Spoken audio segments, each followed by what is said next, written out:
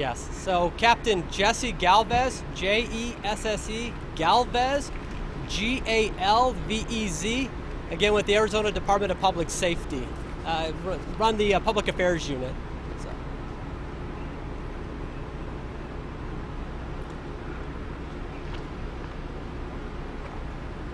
We all good? Okay. All right, this morning at about 8:54, we had DPS detective troopers working in the area of 37th Avenue in Portland.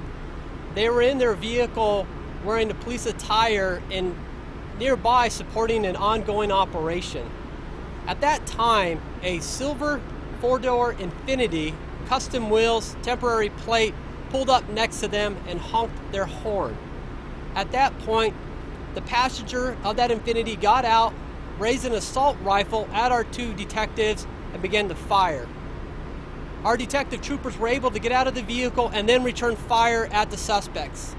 At that point, the driver of the Infiniti then took off, leaving behind the passenger, the shooter. Our detectives were then able to take that shooter into custody and found the assault rifle nearby. Right now, none of our troops were injured. The suspect's not injured, but we need the public's help. We're looking for a silver four-door Infiniti with custom wheels and a temporary plate. If you see a vehicle matching that description, we're asking the public for their help. Please call 911. I don't have a description of the driver at this point, but we're asking for the public's help. If they see a vehicle matching that description, please call 911. The shooter has been identified as a 17-year-old Hispanic male, again, who is in custody. And at this point, we're extremely grateful that none of our troopers were injured, as they were in the community helping with an operation to make this community safe and simply just doing their job. Again, this is an active, ongoing investigation with one outstanding suspect, and we hopefully be able to provide you with more information as we get it. And at this point in time, I can take any questions.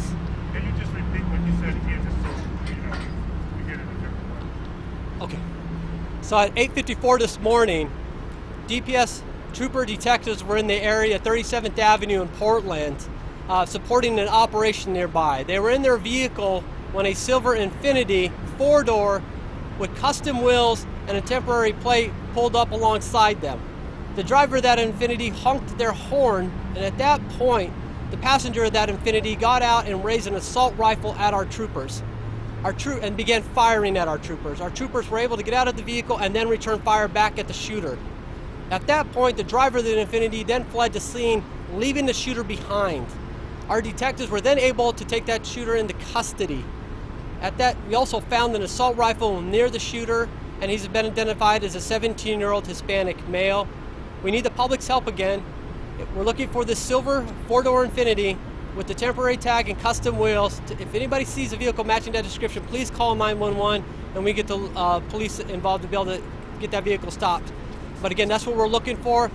Grateful, thankful that our troopers were not injured as they were in the community helping to take another suspect into custody for a different operation. Can you talk about what the officers were here observing? I can't hear you, sorry. Can you talk about what they were initially here staking out? Yeah, so our two detectives who were wearing police attire, easily identifiable as police officers, were here just simply supporting another operation that was going on nearby. Whose operation, or what was the nature of the other operation? It's a DPS operation, and I don't have all the specifics of that, but they were just helping another criminal investigation. Was the vehicle they were in a marked DPS member? It was an unmarked vehicle, but their detectives were wearing identifiable police attire.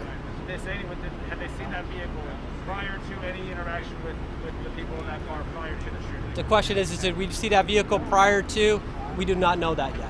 Did the shooter give any indication for why? The question was, did the shooter give an indication why? We do not have that information yet. Again, preliminary investigation.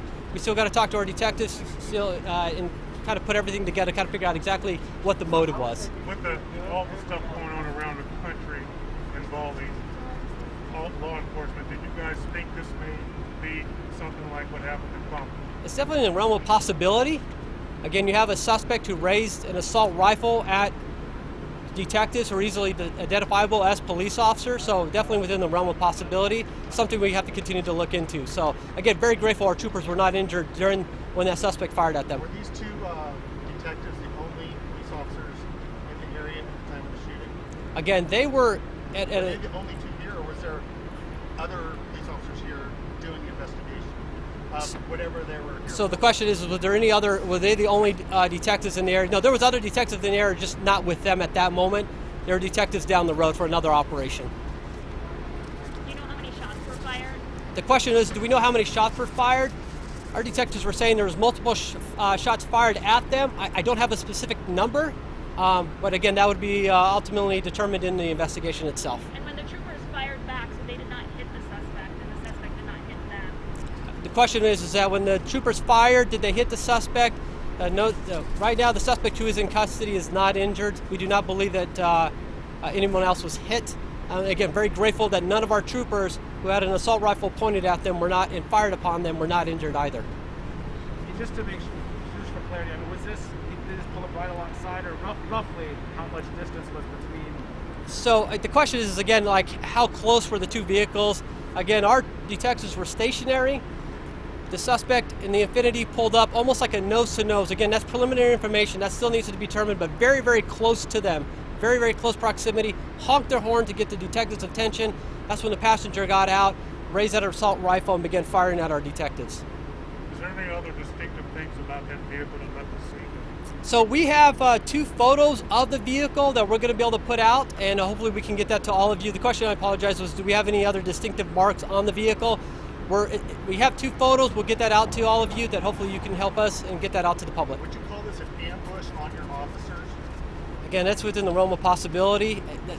We got a lot to go through.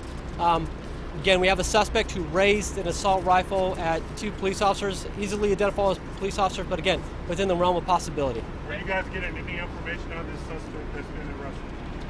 I do not have that information just yet. There's a gray vehicle on scene. Is that the vehicle of the trooper? I apologize. I don't know what vehicle you're referring to. The question is, there's a gray vehicle on the scene. I don't know what vehicle you're referring to. I apologize.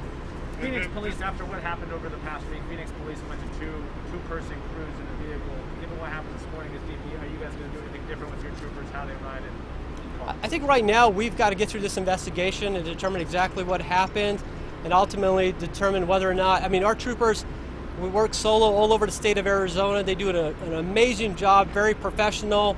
And again, we always thank the public for their support of law enforcement. And in this particular case, again, very, very thankful that no troopers were injured.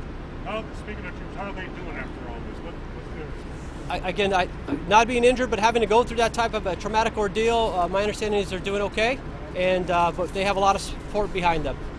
Did the person that they caught, did they have to return fire, or did he run away? I apologize, sir, I can't hear you. The person that they caught, was he running away, or I mean, how did they catch him? Did he stop it before the gun? I believe it's, so the question is that how did the suspect, the shooter, get into custody?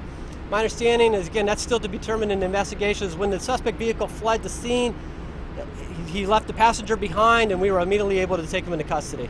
It's an unmarked vehicle. Was there dash cam video? Dash cameras equipped on that? The question is there dash cam video on the vehicle? I don't know that of yet.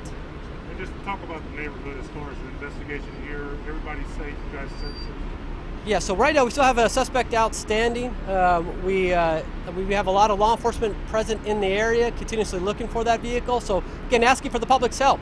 If you see a four-door Infiniti Silver with custom wheels and a temporary plate, please call 911. And again, we will provide you with more information as it becomes available. If there's no other questions, again, thank you for your help in getting us helping to get that information out.